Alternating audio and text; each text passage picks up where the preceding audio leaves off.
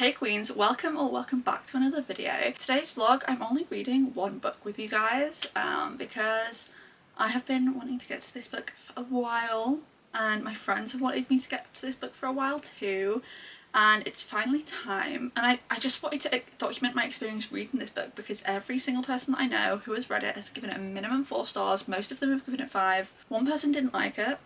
I think she might have actually DNF'd it, but we don't talk about that. In fact, we bully her for it. So yeah, hopefully I am not gonna have that reaction because I desperately want to love this book. I do think I will, and that is Bright Young Women by Jessica Knoll. This book is pitched as inspired by some of the events of Ted Bundy, but from the perspective of some sorority girls that he attacked, from their point of view, from like focusing on their story. A lot of true crime focuses on the man, focuses on the killer, focuses on the person committing these evil acts, and doesn't really focus on the victims, the ones whose story it really is. And Jessica Knoll sort of takes inspiration from real life events, but it's not supposed to be any form of factual account, and writes to highlight the women's experience, the female victim's experience. I've been told this is an emotional roller coaster, I've been told it's heavy, I've been told it's just amazing.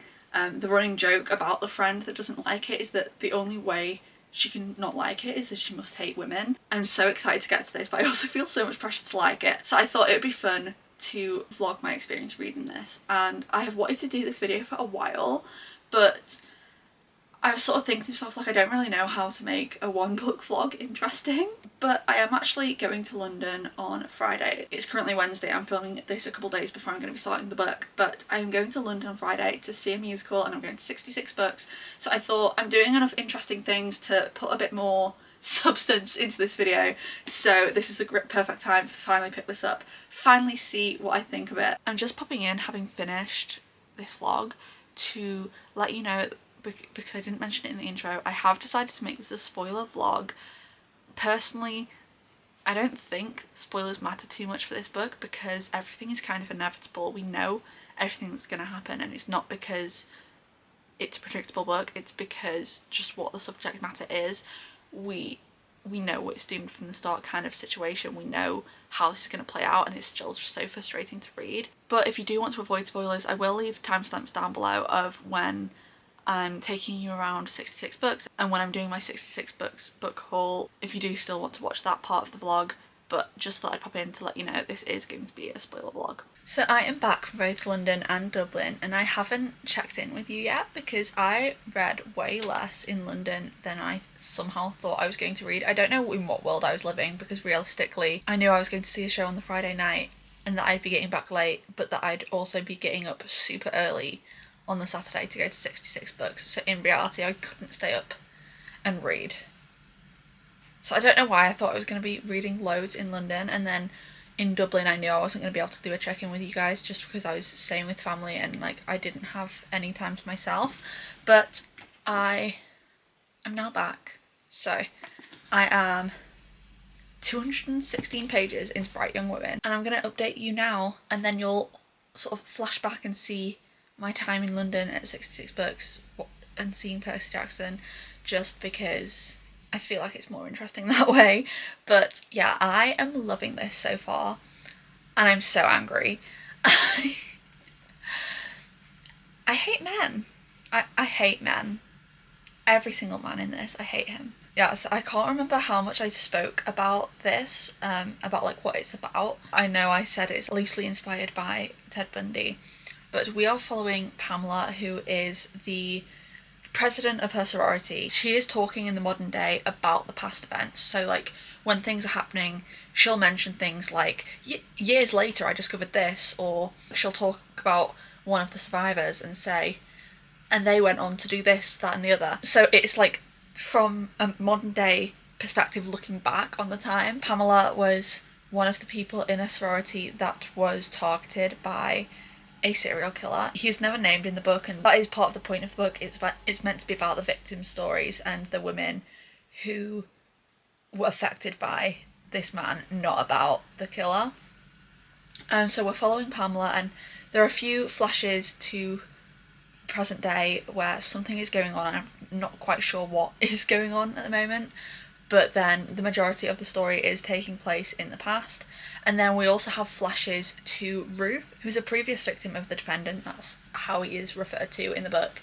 And her friend has actually come to find Pamela because she believes it's the same person. And so we're then seeing Ruth's story from her point of view at the time. And that's actually quite a hard read, because we know as the reader that she is going to die soon. Her chapters are taking place currently in winter, and we know that she dies in the July or the June. But oh my god, Jessica Knoll is just so good at really impactful writing. Like, every single scene there is something that makes you hurt or angry or pissed off. The way the cops treat Pamela when everything first goes down, she mentions that at first she thought it was this one guy, but very quickly she realised it wasn't. It was just in the moment, you know, you're in shock. You don't think some strange man's going to be in your house. You think one of the girls has snuck in a boy. And so for a split second she thought it was this one guy, but she quickly realised it wasn't, and she makes that very clear. But it's part of her helping create an image of what this guy looks like. He looks similar enough to this person that she could have mistaken him for him. And they just latch onto that, and they completely ignore the fact that she says, no, it wasn't him, I just briefly thought it was. They just completely ignore that, and they're going on and on about how it has to be this one guy, and she knows full well it isn't. And there are so many other things. Like, she comes to the police with this image of who it actually is. When Ruth's friend comes to her and is like, I think it's the same guy, she comes to the police with this image, and the police are just like, no, it's not him. How do you know? How do you know it's not him? Because you don't want it to be him, because you want your job to be easy. This person saw the killer, and you're not taking anything she says seriously. There are just so many frustrating things, and like, there are things that, you know, I'm not going to talk too much about, like, elements that are the same or different as the Ted Bundy case, just because I know it's loosely inspired. I don't think it's meant to be a fictionalization of that, and so I'm not going to talk about specifically that, but in general, I have seen cases in the past where I'm like, how did the police let this happen? Cases in the past where someone had previously been in custody for a very serious crime and got a lighter sentence than we all think they should have, and then they got out and they did it again. And this is kind of that case. We find out that the police have absolutely fucked up previous dealings with this man, and that's the reason he was still able to be out there and harming people. It's just, it makes you so angry. And then even the people that are supposed to be good in her life, like her boyfriend, she paints him as like, oh, he's one of the good ones, but he's not. There's one point where I took note of what page it was. She has like gone to another town to sort of investigate this man's past dealings, and she's like, the cops aren't telling us anything, but we think some people might know things, like people from the area. And he tells her, don't put too much weight into town gossip, and she sort of snaps back and says, we don't even know what they've said yet. There was a long pause. I knew Brian felt like he was owed an apology. Sorry, I added reluctantly. Forgiven, he said. Shut up! Shut up! Forgive it!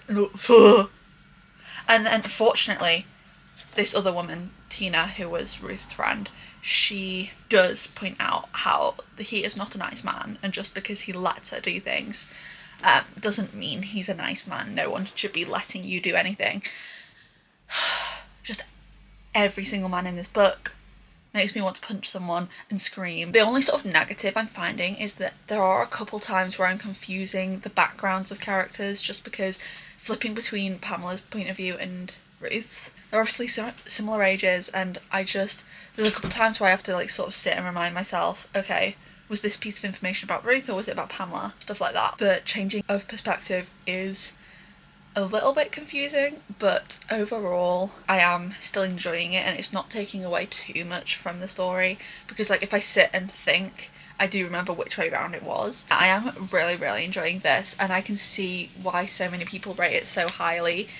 I have a buddy read with my friends on Storygraph, like they all read it ages ago, so I'm like seeing their comments as I get to new parts, and I'm just like, yes, yes, yes. There are so many like beautiful passages in this, just about men and power and control and all these different things. There's one point, like, Pamela is very much, it's based on like the way she was raised, but she's very much someone who is like, we are strong, we are put together. Instantly after it happens, she's thinking about the fact that the sorority alumni are coming the next day, and she's thinking about, oh my god, we've got to clean up before they come, like what are they going to think? We need to show them that even we've been through this horrible thing, we're still organised and together and can host them really well. She's immediately thinking about cleaning the house and getting everything in order and not showing weakness, not being too upset, because she sees that as being strong. And you know, she knows how victims of these kind of crimes get painted, and she doesn't want to be painted as dramatic or weak or any of those things. And then someone says they will call us hysterical either way, so we might as well do what we want, or something like that. And it's just like such a powerful thing, because there are times then where she's saying all these things that she's doing that do come naturally to her, in the sense that like this is how she thinks she needs to respond, but at the same time like it's still not her actual true response, if that makes sense. And she's doing these things, and then because it's her retrospectively looking at it, she'll say the reporter wrote this anyway, or this true crime author wrote this about us anyway, or this was in the headlines regardless, whatever it was. And it's just so heartbreaking and upsetting to see her like try so hard and sort of still be painted in that light, like that's not what she wants for her or her friends. It's so frustrating to read, but not in a way that makes you want to put it down. It's just one of those things where it's like, I hate everyone, and in this book particularly men and society and the system. I don't think I've read a book that's invoked such strong emotions in me in a long time.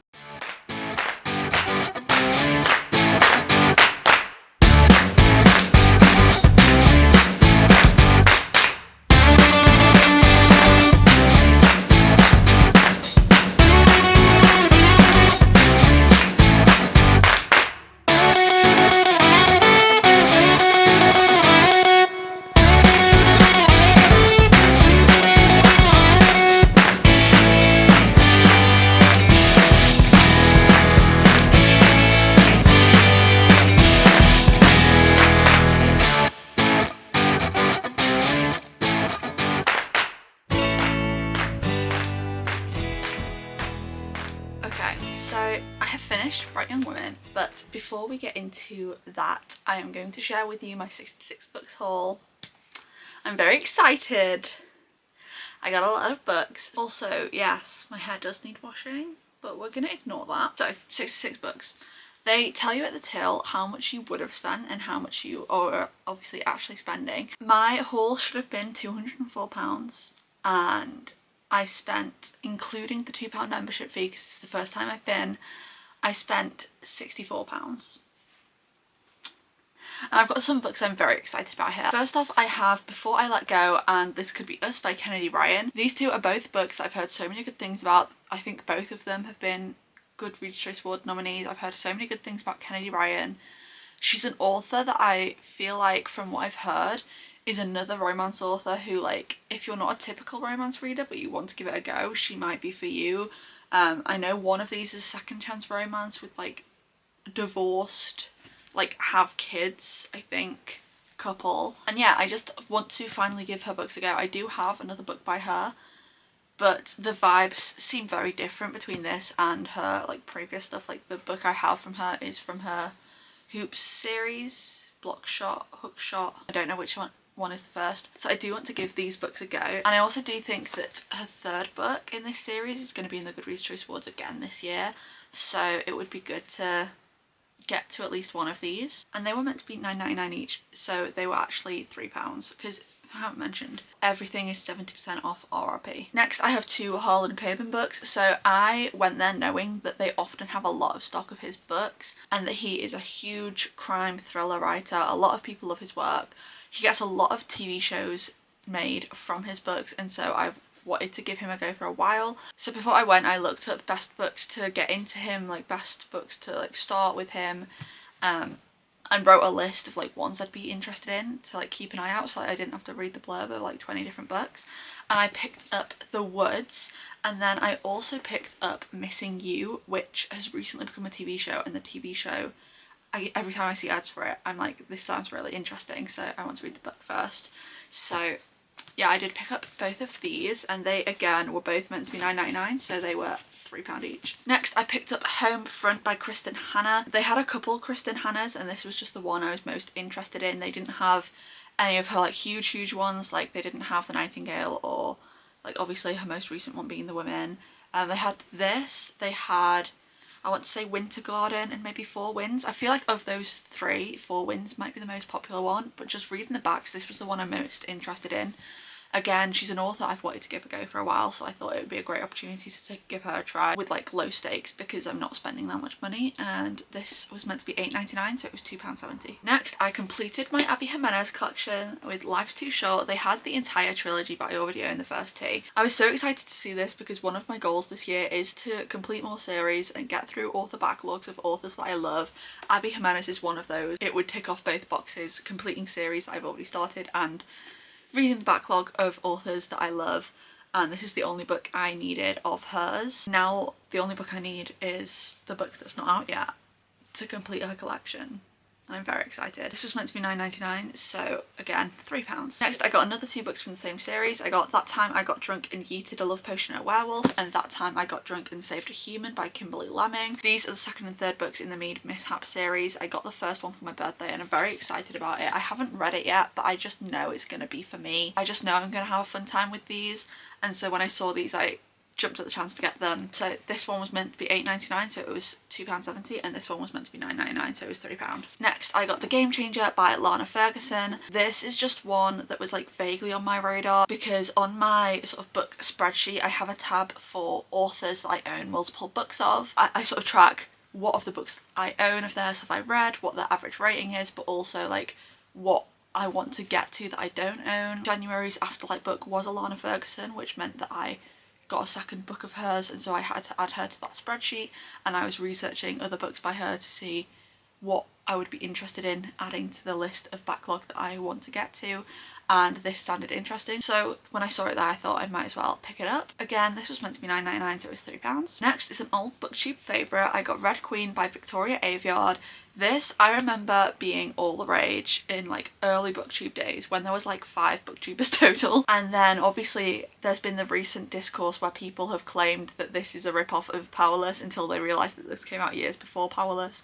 And so people are saying, well, is Powerless a rip-off of this? I can't lie, in the past, like when people first spoke about this, nothing really drew me to it, but at the time I wasn't a huge fantasy reader anyway. Not that I am now, but I'm like trying to expand my horizons. But when people have spoken about Powerless, I have been really interested in it. So if people think there's enough similarities to think one has ripped off the other, then I'm probably gonna like both if I like one of them. So I thought I'd pick it up whilst I have the chance.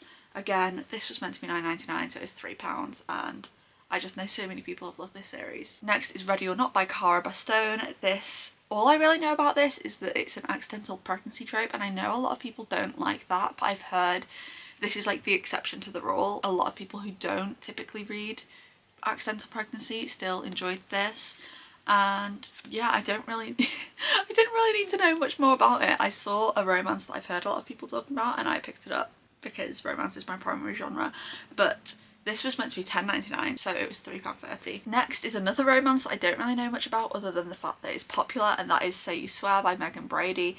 I think it's American football, just based on the huge American football on the cover, but I've heard so many good things about this. I see it doing the rounds all the time, so again, when I saw it I thought I might as well pick it up whilst I have the chance to get it cheap.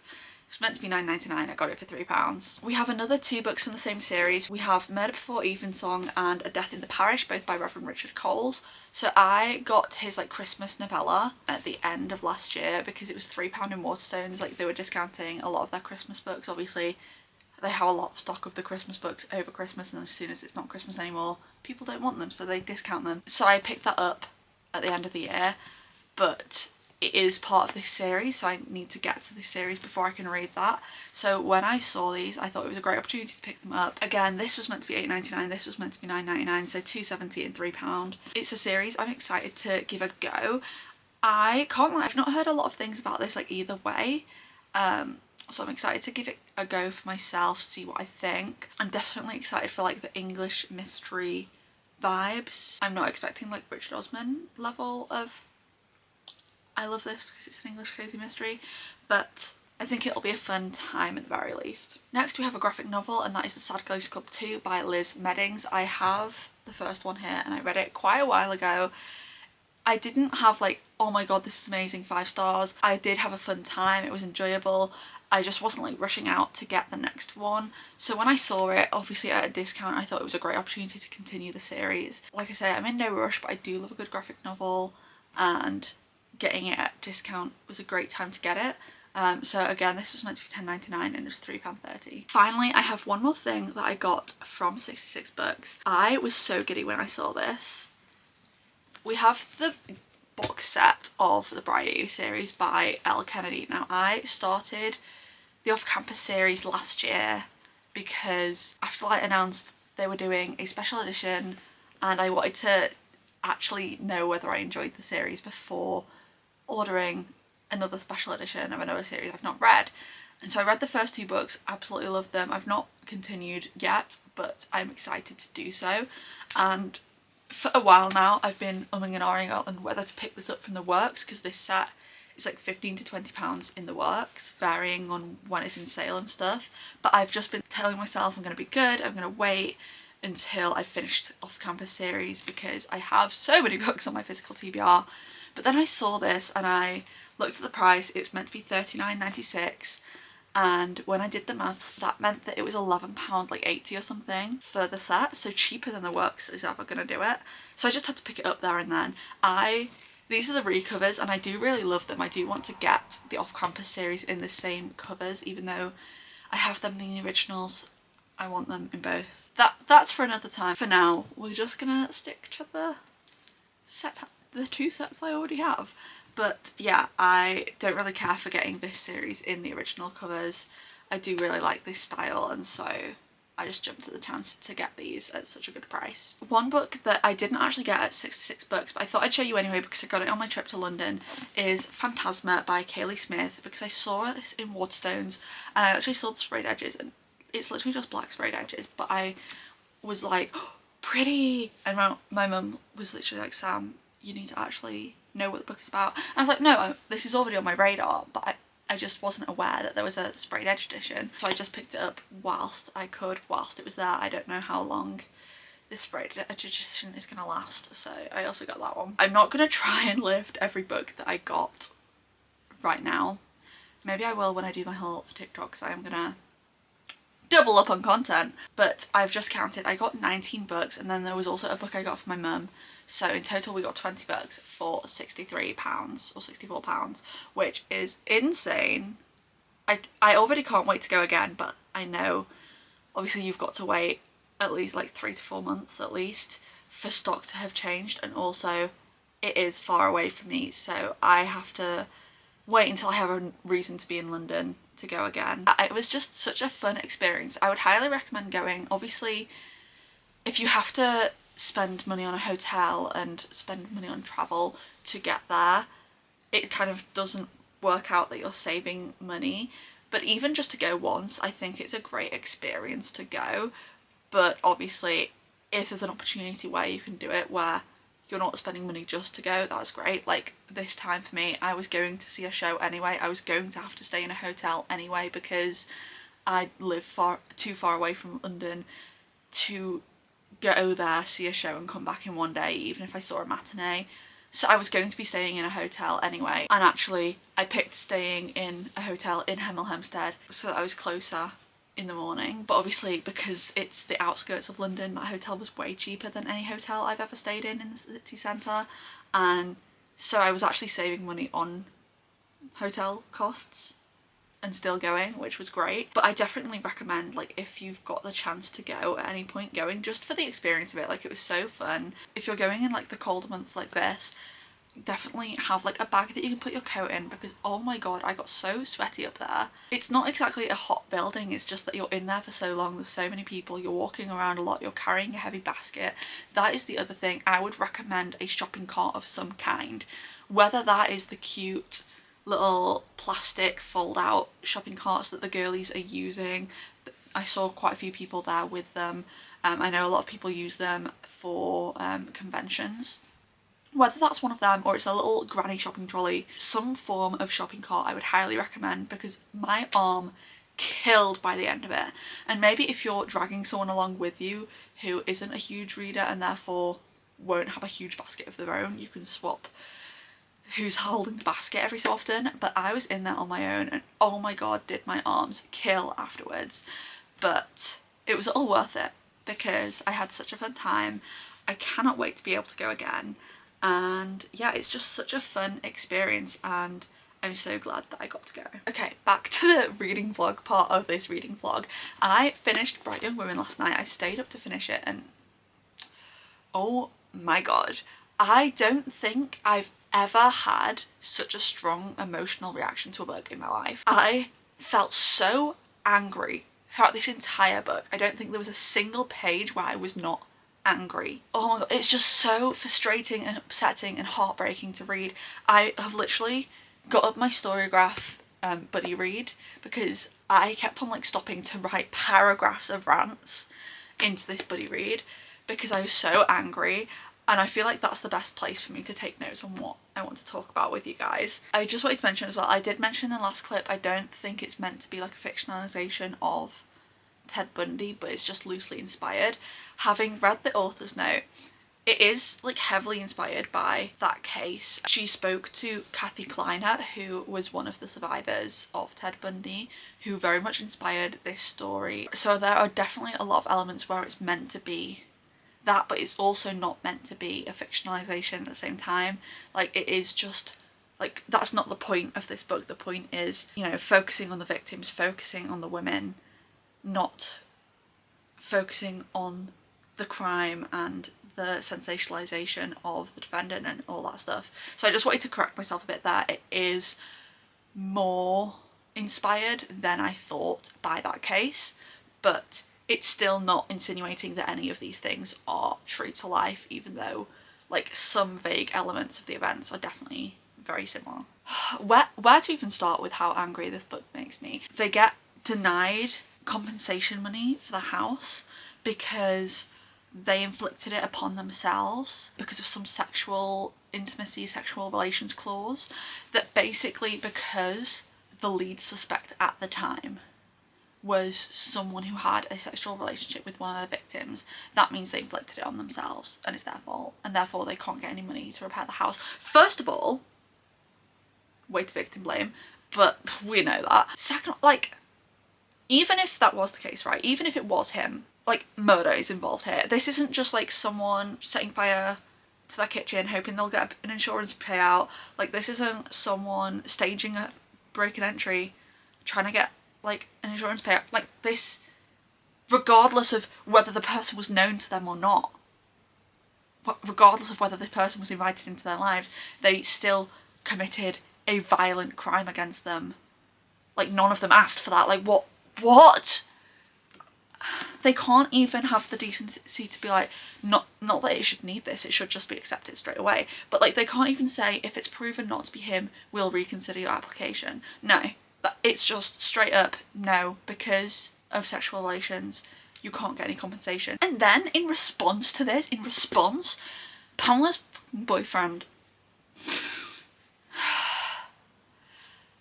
Brian, I don't think I named him in the last clip because I didn't care enough about him, but now I'm really pissed. Brian, he turns around and he says, it's hard for them to decide because they need to make sure the money goes to people who actually need it. Something along those lines. And then the specific wording of the next part, I wrote it down. It's hard because there are a lot of women out there who willingly put themselves in dangerous situations! Do you mean going on a date? Because yes, that is us willingly putting ourselves in dangerous situations, because if we didn't do that, we would live like hermits in prison-like houses with 6-inch thick metal walls and like bank level security locks, because that is the only way women are not willingly putting themselves in dangerous situations, ever having an interaction with a man. puts yourself in a dangerous situation. And even if not that, men break into houses all the time. For example, in this case, it's not someone known to them. No, none of them invited him in. He just chose that house. Like, what do you mean? Women put themselves in willingly put themselves in dangerous situations. Even in his example, like, he's referring to the possibility of Roger being the perpetrator. Roger is one of the victim's exes, if I haven't clarified. Even if that was the case, even in that example, all she did was date a man. He wasn't a known criminal, he wasn't a known abuser, she didn't do anything wrong other than break up with him. Like, if that is classed as a woman willingly putting herself in a dangerous situation, like, legally, get the fuck out.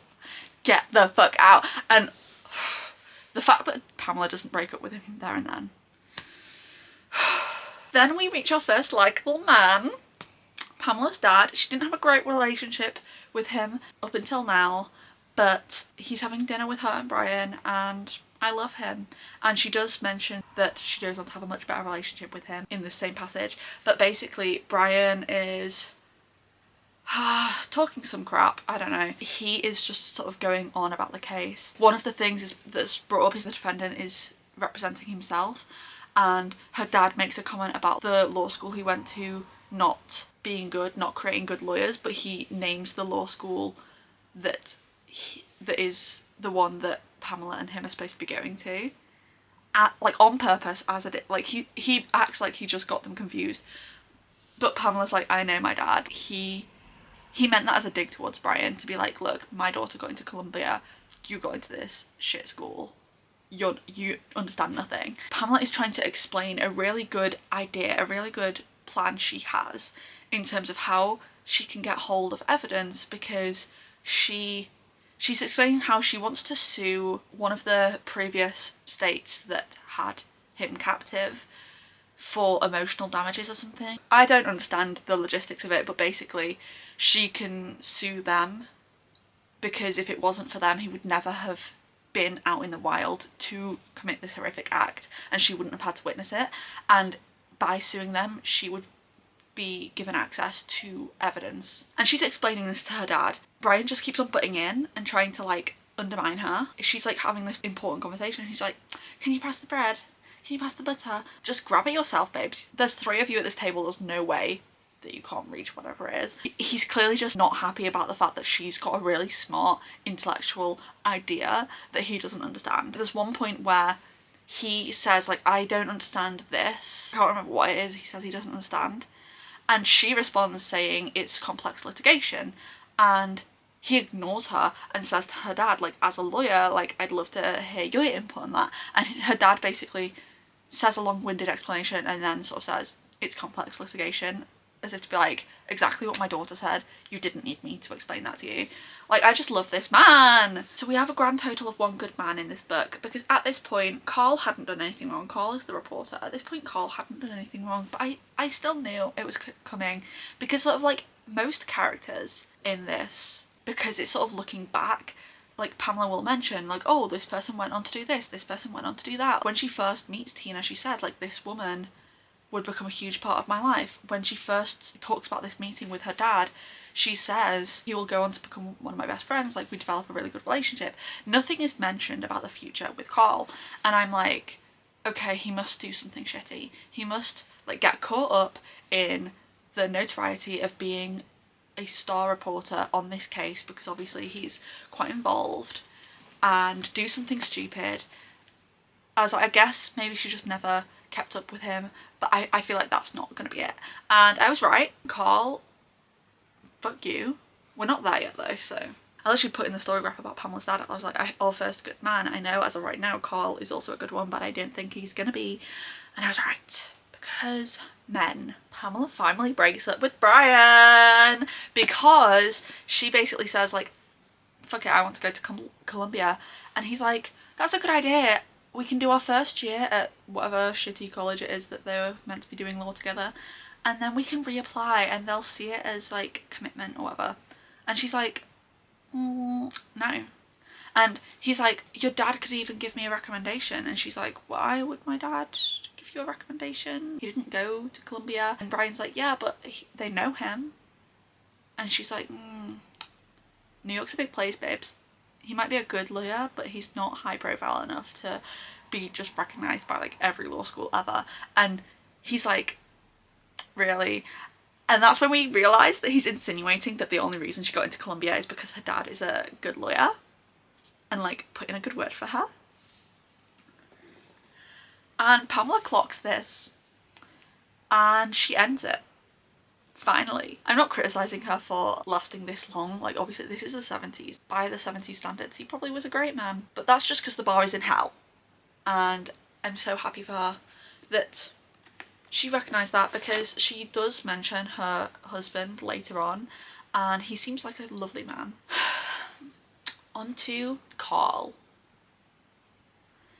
He basically decides to sensationalise the defendant in all his reports. Tina calls his paper that he works for, or his editor or something, and finds out that he is actually the one who chose to pull the cover-up story because he claimed it's not enough of a story anymore. He is like having meetings with the defendant, like writing letters to him, just painting him in a way better light than we all know he is in the news. And this is like cuts even more deep, because obviously like he literally said to Pamela, whoever did this to Denise deserves to burn. He seemed like such a good man. I had hope, you know, going into this book, you know, like you're gonna hate all men in this book, and yet there was still a glimmer of hope that maybe, just maybe, he was a good man. And maybe he did get corrupted by the success of it all and the fame of it all, becoming successful for writing about this. Pamela points out that she noticed in his bag a book written by a prosecutor that like was really successful because it was the first-hand account by the prosecutor of this big case, and she sort of realises this was probably his plan all along. There was a little nugget when that was mentioned at the first and I was like, maybe, but then I was like, no, he's so nice. And I was wrong.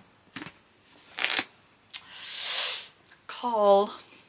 And he goes on to do even worse things. It's not enough for him that he gets the notoriety of being one of the main reporters of this case, of having inside knowledge. No, he has to actively do things to mess with the trial. He provides information to the defendant to help discredit Pamela, to help suggest that maybe it was Roger, even though he knows full well it's not Roger. It's bad enough that he decides to sensationalise him in the papers and write positive things about him to sway the public's opinion, but to get involved in the trial when he knows, he knows it's him. I think he did it to like get on the defendant's good side, to get that inside scoop, but still, to do things that would affect the trial, that is unforgivable. I am sort of going back and forth timeline wise, but I just wanted to contain my like Carl rant into one. So we get to the trial and the defendant is the one to depose Pamela, which like, how is that legal? He sits there and he's clearly just enjoying reliving the crime based on his questions. He's clearly enjoying hearing about the aftermath. Because he's the one deposing her, he is legally allowed to ask her residence, which seems like such a breach of witness safety. He has a history of escaping. She is the only eyewitness. She is the only witness that can place his face at the scene of the crime. He has every reason to want to go after her, and he's allowed to just ask her address because he's the one deposing her. Like, that shouldn't be okay. Even if you ignore just the effect it would have on her being asked these questions by the person who did it, because we all know no one gives a shit about how Pamela feels and how this is affecting Pamela. Just the fact that like the legal consequences of it, he can manipulate her because he's the perpetrator. Surely that could lead to a witness feeling pressured to lie because the person she's answering the questions to is the person that did it, or she could be too afraid to say those things to him and all this other stuff. Like, it just doesn't seem to make sense legally, even if you're not thinking about the witness's safety and the mental effects it could have. So I don't know why that is allowed. And then I don't really understand like the jobs of different people, because he is representing himself, but he does have a licensed attorney like on his team who does a lot of questioning and advises him a lot. And she, in the trial, talks about how she is the child of an immigrant and compares the persecution she has faced as the child of an immigrant to the persecution he is facing for being falsely accused of a crime he didn't commit. Like, what? How dare she compare persecution for your race to that, when she must know full well that he did it? Like, she's saying both situations, it's being persecuted for something you didn't do. She must know full well he did it. She must. There's no way she believes he's innocent. And to compare that, absolutely disgusting. Absolutely disgusting. And the fact that she's a woman as well, revolting. And then, like, Pamela is talking about things that she's learned about the survivors that she wouldn't have known if it wasn't for the trial, because the girls would never have spoken about it if they didn't have to because of the trial. She explains, like, the reason that they would never have spoken about it otherwise, as nobody liked a complainer and we wanted so much for people to think well of us.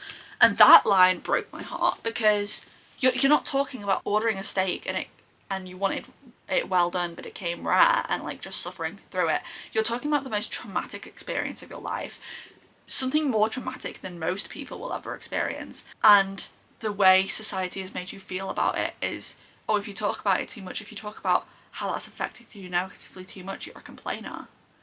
Like, that broke my heart. Fortunately, the trial ends and he does get sentenced to death, and then we're sort of flicking between present day, where Pamela is finding out more about what happened to Ruth. Remember, Ruth is the friend of Tina who was killed, but she technically went missing, her body was never found. And Ruth's timeline, where we're seeing what happens, and at this point we're in, like, the lead up. Those chapters were so hard to read. You're reading this and you know how it ends. It's like when you watch a horror movie and like, you're screaming at the TV, don't split up, don't go in there, all this, and you know they're going to do it anyway, and you know it's going to have terrible consequences.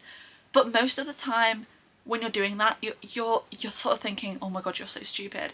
And that is not what you're thinking in this at all. It's because of the way society views women and the pressures society puts on women that she's doing these things, and you want to scream, don't go with him. He does the whole well-known broken arm, I need help. She thinks he's just hitting on her, and she feels so uncomfortable, but she's like, I've already said no once today. What kind of woman am I if I say no again, or something along those lines. She feels so uncomfortable the whole time. She has that gut feeling that nowadays we say always trust your gut feeling, always listen to it, but it's the way society pressures women into behaving that she feels like she has to help him, even though she has a gut feeling that this isn't right, that there's something off about this man. It's just so heartbreaking to read, because you know how it ends. You've known how it ends since page 1 of the book, and yet you're still hoping against all hope that maybe, just maybe, she will not go with him. But she does, and it's nothing to do with her being stupid, like the comparison of a horror film.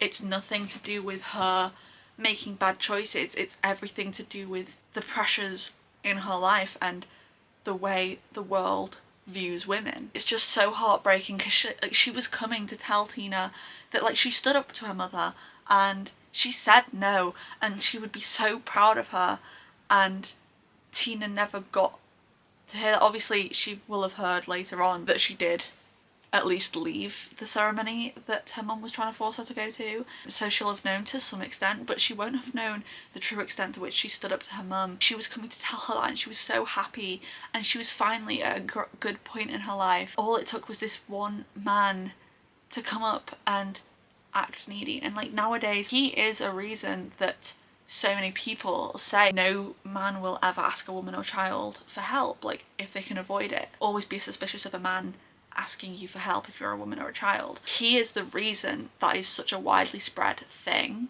because we know that's one of the ways he lured his victims in. Even nowadays, like, every woman has probably been in a situation where they felt uncomfortable, but they're scared of saying no, either because they don't want to be seen as rude or disrespectful, or they feel pressure to say yes because, like, it's expected of them. They don't know how to get out of the situation because they don't want to hurt someone's feelings. Every woman has definitely been in that situation at some point in their lives, and so you relate so much in that moment, and it's just so heartbreaking to see, because of course she was going to say yes. There's no world in which she would have said no to him. There's no way it could have played out any different. She was doing what was expected of her, and he knew that's what was expected of her. That's why he did it. That's why that was a way he lured his victims.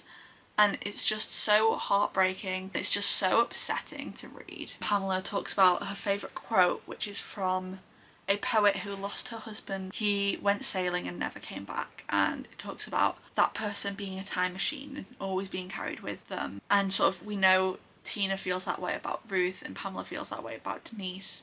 And she talks about how she can't step into Forever 21 because that's how old Denise was when she died, and it makes her think of Denise because she will forever be 21. All these little things in life. She's in a coffee shop and a new documentary has come out, and she hears these girls in this coffee shop talking about the documentary, and there's a part of her that's happy because they're recognising what scum the men were at the time, but they're still not getting the full picture. They still don't know everything because the documentarian chose to not include certain parts of the court hearing. It's just so heartbreaking and frustrating and just evokes so many emotions. I did tear up a little bit at the end. I don't know if you can tell, but I actually just teared up a little bit then talking about it, but no tears actually fell.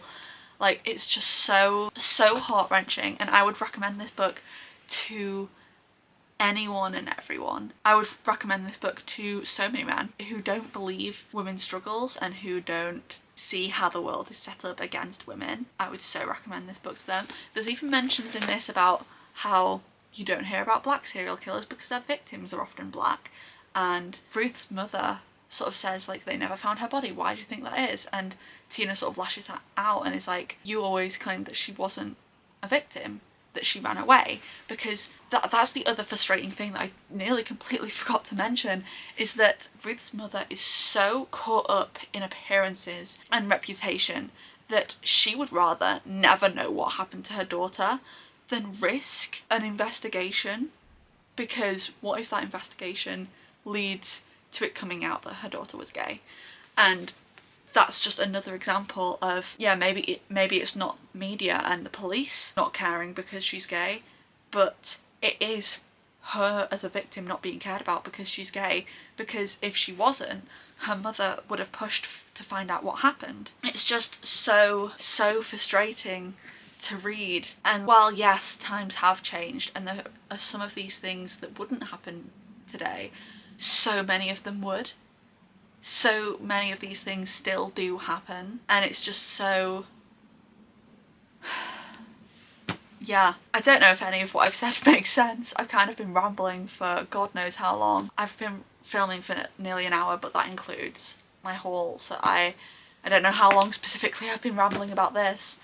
But yeah, I don't even know if I mentioned what rating I'm giving it. I was flicking between a 5 and a 4.75 because there were a couple points where I was slightly confused and I wasn't sure whether that is going to affect how I'm rating it. But after just like talking all my thoughts, I think it has to be a 5-star. I'm kind of scared to read anything else by Jessica Knoll because I just don't know how anything could live up to this. I know this has been a spoiler vlog, and so you might not want to read knowing spoilers. Like, if you went into this like not caring about spoilers, I would still so recommend reading it, because I feel like it's kind of hard to spoil this book because everything is inevitable. Everything, you know everything that's going to happen, and it's not because it's a predictable book, it's because of how frustrating the world is.